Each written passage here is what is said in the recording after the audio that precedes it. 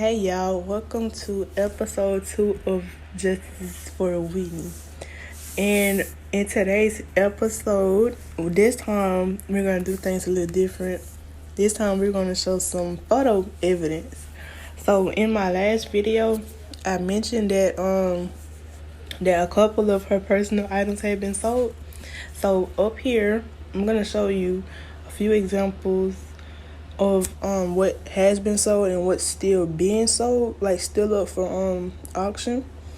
And if you see it, like up here, it's like I'm showing her passport, the credit card, some of her awards, and like some clothes that you more than likely have seen her in several performances or etc.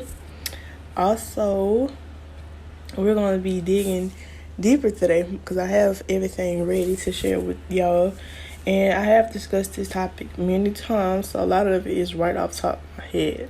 So where we're gonna get into today is what went down, because there's so many speculations and stuff like that, but this time I'm ready to really go into depth. Now, yesterday, like I said, was just an introduction episode, but I kind of gave y'all a heads up of what would be said in future episodes and who would be talked about in future episodes as well. Now, one person that I really want y'all to pay attention to is that woman, which I have to say her name almost every episode, but none other than Patricia. And we're gonna be mentioning some other people soon later on in this episode. But first things first that I want to say is that I've reviewed, like I was saying before I got cut off a little bit, I did review the autopsy a few times to get a point of view of what's what.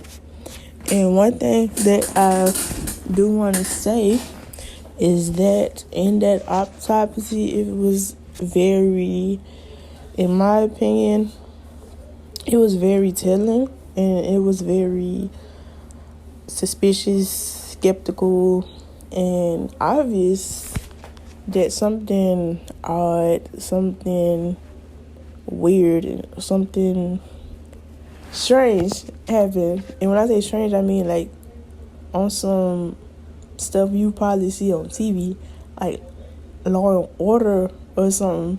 So in that autopsy, it definitely showed multiple defensive wounds. The way that each wound was described, it was definitely the way that it was said that those were definitely defensive wounds. And also, it was a lot of skin slippage. But one thing that really stood out to me and that was very, very disturbing was the fact that on the lower back, it was skin missing. But you have to realize that the water was 93.5 degrees Fahrenheit, and that is very, very hot. So I don't know nobody that would willingly get into something like that.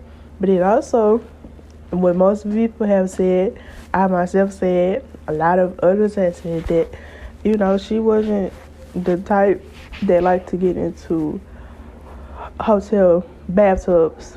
And if that's not a red flag to you, not a red flag to others, and I don't know what the hell to tell you, because who would? Like, first of all, them things not clean, and I'm not finna be bringing no cleaning supplies with me to get in no hotel bathtub, because come on, the shower's there for a reason.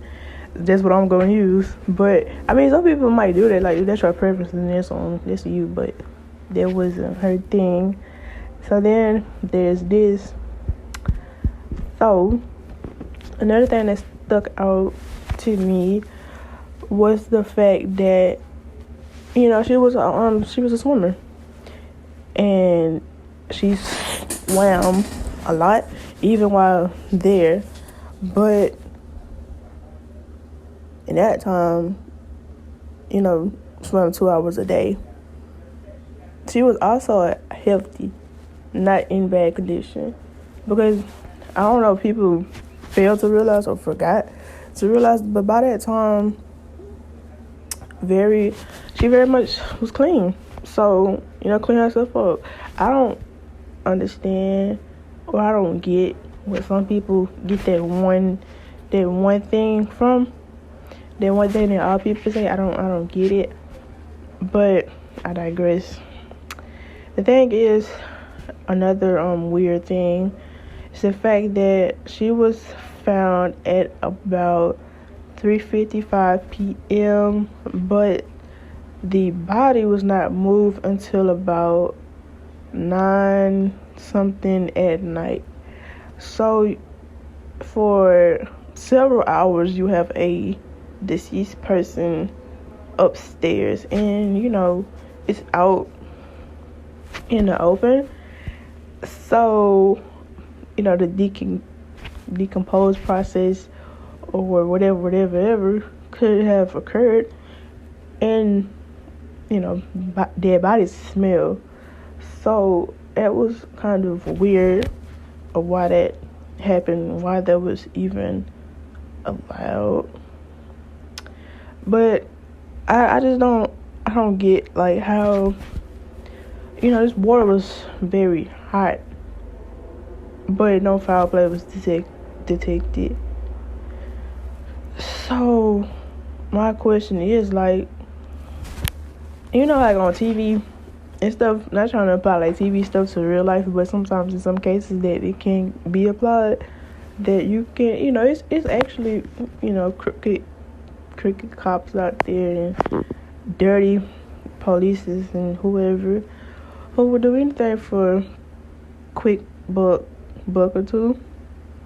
And even if that means not doing their job of reporting a crime when there is one, even when it doesn't seem like one, especially when it's so much evidence in your face, or it's so much evidence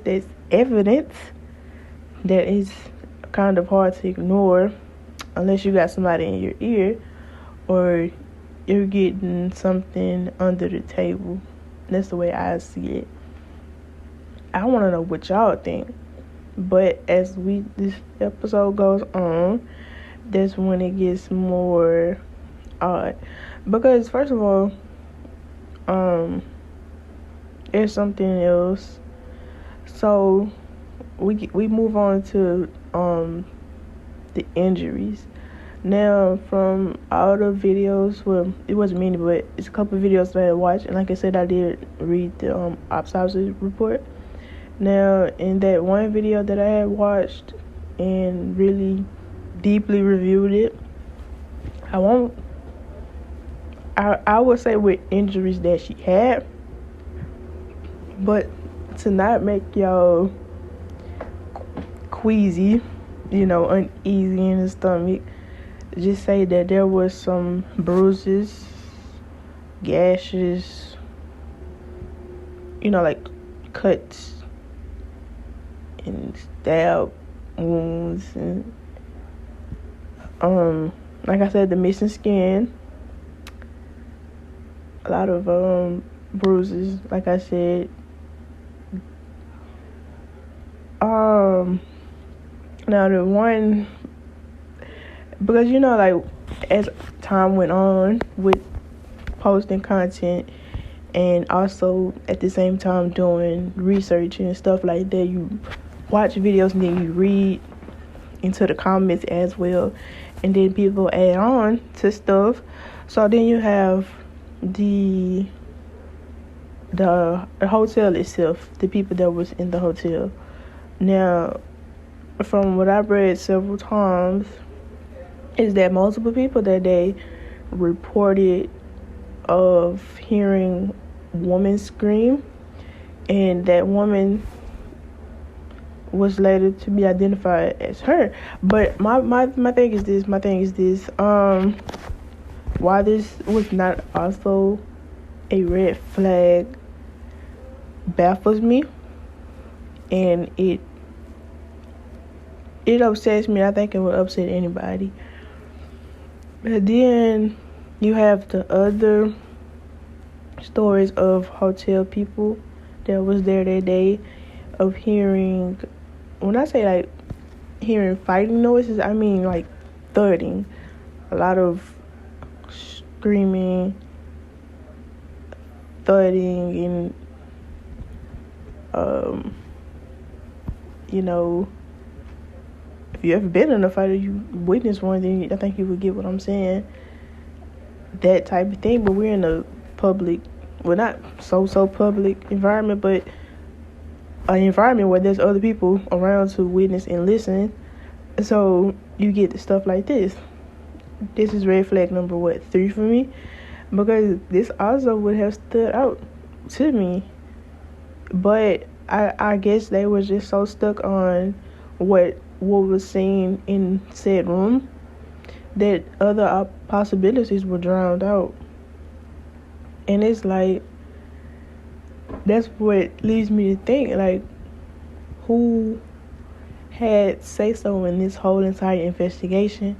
So as a person myself with some sympathy, empathy, and compassion, something definitely should and has to be done. Like, this case is getting solved from like the 80s.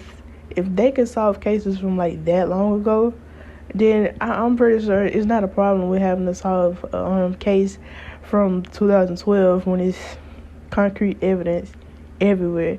Like, if I can find it, if I can really like look for it and realize that there is something not right about it, then I'm pretty sure that a capable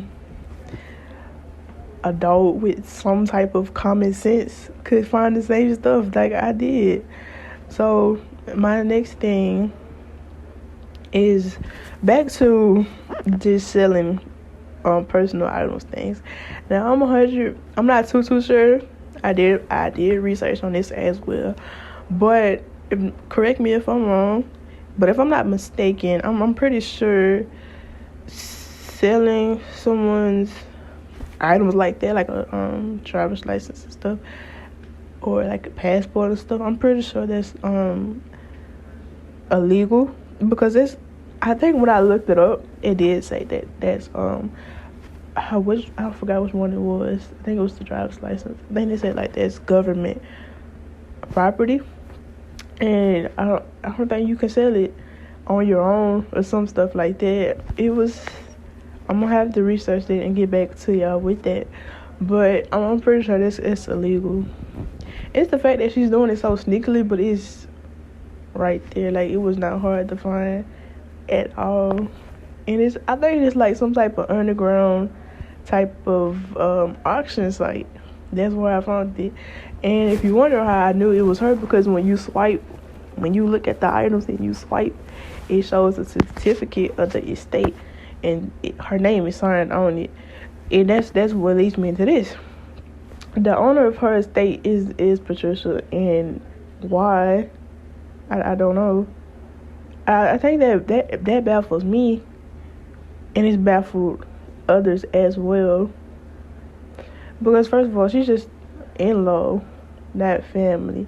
But when I asked somebody about it, I think they said that the only way that could be actually possible is that if the next person of kin, like either a child or if the mother or a sibling or something like that was not able to do so, then the in-law could be alarmed for it. And there was her child, before, which that's going to be episode 3 when we get into her. But there was a child, which, after a while she wasn't much a child anymore. But that was, still her child or whatever. And when that whole situation happened, of course, that possibility wasn't possible anymore. So like I was saying, So we already knew that there was not a possibility anymore. So of course she was had to be the one, and it's all of this. I have to say that most of the time while researching this, it was frustrating at best at first, but then it kind of turned into sad. Because like I said yesterday, well not yesterday, but in yesterday's episode, which is kind of like today's episode because of the difficulties we had with posting it, but it's sad like how people can really like treat nice people and just do them like it don't matter or something. So like that's what kind of infuriates me. Now, what else I'm finna say is that no matter what happens, because I am young and I still am learning and stuff, and I have to say that doing this whole thing of the whole getting justice and raising awareness is new to me, but at the same time I'm getting used to it as the years pass on.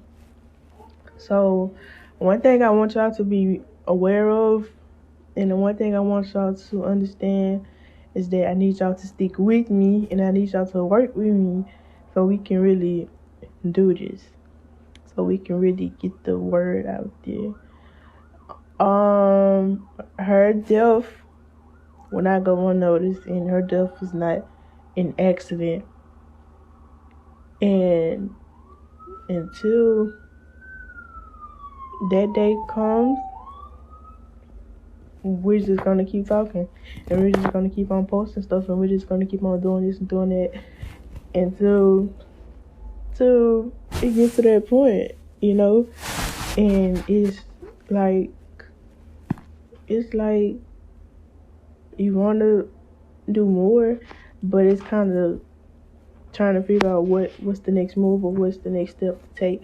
So I'm gonna try to do something else, but this will continue. This is just episode 2, so I need y'all to sign that petition. I can't post it on my YouTube yet because of something that popped up, but I will post the link on TikTok. So I need y'all to copy and paste it into your browser and sign the petitions, both of them.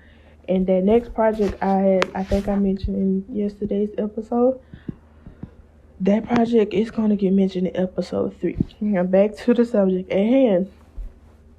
Now I want y'all to be aware that everybody knows that in the last time that we were able to see her alive was in that video when she passed that note off. And to this day, of course, nobody knows what it says. Most people have ideas about what it probably said due to the circumstances that happened before it, which is saved for episode 3. A lot of people have speculations and theories and things of what they believed it could have said and what it probably did say, which I want to get my opinion on, but like I said, it's for episode 3. So this leads me to our next big thing. Now, when it comes to security, now, what I was told and what I saw and what I read, and etc., the security guard was Patricia's brother, which would explain why he was not there. But then the next thing was like, he said out of his own mouth that the room looked very tore up. And when I say tore up, I mean, you know exactly what tore up to me. Stuff everywhere, stuff all on the floor, and it's just a big ass mess. Okay? But coming back to it, or having the police come in there, it's all cleaned up. It's nothing out of order. It's nothing out of place. Everything's just peachy and it's just perfect. Like ain't nothing ever happened. And hold up, that is a charge. Because first of all, that's a charge because if this room, I know because I would have been like, but of course, look what brother he is. Of course, it's obvious whose side he was on. But anyways, if I would have seen how it looked at first, and then I come back and it looked like hotel, the little housekeepers, some shit just came up out of here, like ain't nothing ever happening up here. Of course, I would be suspicious, like what the hell is going on, or something. And then, okay, so now the room is all cleaned up. So of course, when police come, of course they probably wouldn't think of nothing. But then when you look at the body or something, you need to think of something, which I don't know. I don't know. And then, okay, the room, it's all clean and stuff now. But like I said, that is a charge, tampering with evidence, and plus tampering with a crime scene. You definitely can get arrested for that. Or in this case, that could be an added-on charge. Okay, keep that in mind. Because as we go along with this, I will be naming what charges would be possible if this ever got took to court or anything. I hope it do. She would not expect it. That lady, that witch, she would not expect it. I got many more names I would like to call her, but we're not gonna do that today. Anyways, so then I read something else, and the person was like the TV in the room. It looked like, he said that it looked like somebody's head had been smashed into it. So, which would explain the cuts and bruises that was in her face. Alright, that's another red flag. But of course, nobody apparently thought so. I mean, like, it's red flags all over here. Like, if we playing soccer or something, like, it's flag after flag. But okay, we're not thinking of that. Or is it just, I don't know, trying to get on with our day? Trying to hurry up and rule out any other possibility and just say, forget it, let's go ahead and do our little job and get the hell up out of here. Okay, I guess that's what was being done. Like I said, somebody was in either somebody's ear or in somebody's pocket. Then my next question would have to be, who cleaned the room up? And I have an answer for that. That is today's episode, though. That was not supposed to be funny, but it was. I'm not trying to play mind games with nobody. I'm not trying to withhold on no information or nothing. But I just want to build some suspense. And I want to also give y'all an idea or a clue of what was going on, what was happening. And also, I do want to say that me and a friend, had put in a tip to Crime Stoppers. When I tell you these people still have not responded, so I'm about to move on to like the next possibility or the next thing to do. Because besides posting stuff, gotta work behind the scenes too and try to get stuff popping and get stuff going. But it's kind of hard when nothing's really going, so you didn't just stick to posting. And anyways, then my next question, which will get answered, but my next question is the fact that, okay, all right, multiple people. Okay, so then is this. Hold up, let me say this. Like I said earlier, when all those people, those residents at that hotel was saying that they heard like those screams and then the fighting noise. If all of this was reported to hotel security or to the hotel front desk, like I said, why didn't nobody pop in or go check in to see what was happening? I understand that it was a big event or whatever happened in that day. But when it's some accusations and stuff like that, you need to do something, call somebody or something. I don't know. Maybe that's just me. Maybe that's just my thing. My little, conscious or whatever. Okay. Then we get to the 911 phone call. Now, they said that they was calling, the hotel people said they was calling to the room to instruct them on how to do the CPR. But then it was like whoever was on the phone kept hanging up the phone.